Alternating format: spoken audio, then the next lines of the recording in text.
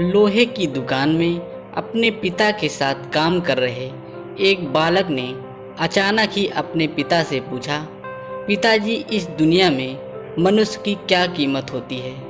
पिताजी एक छोटे से बच्चे से ऐसा गंभीर सवाल सुनकर हैरान रह गए। फिर वे बोले, बेटे, एक मनुष्य की कीमत आंकना बहुत मुश्किल है, वो तो अनमोल है। बालक, क्या सभी उतना ही कीमती और महत्वपूर्ण है? पिताजी, हाँ बेटे। बालक कुछ समझा नहीं।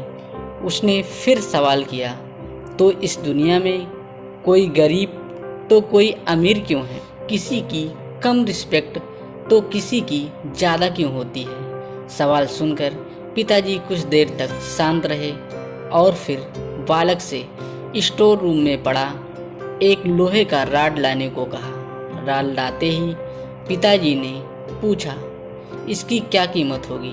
बालक, 200 रुपये। पिताजी, अगर मैं इसके बहुत छोटे छोटे कील बना दूं तो इसकी क्या कीमत हो जाएगी? बालक कुछ देर सोचकर बोला, तब तो यह और महंगा बिकेगा, लगभग 1000 रुपये का। पिताजी, अगर मैं इस लोहे से घड़ी के बहुत सारे स्प्रिंग बना दूं तो?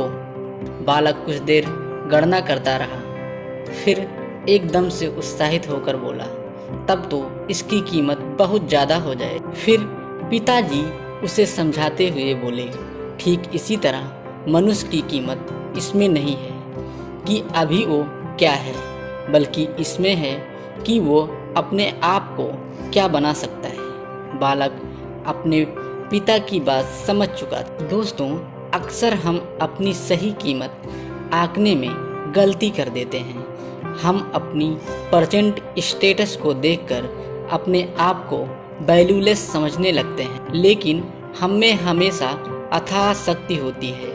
हमारा जीवन हमेशा संभावनाओं से भरा होता है। हमारे जीवन में कई बार स्थितियां अच्छी नहीं होती हैं। मनुष्य के रूप में हमारा जन्म इस दुनिया में हुआ है, इसका मतलब है हम बहुत स्पेशल और इम्पोर्टेंट हैं।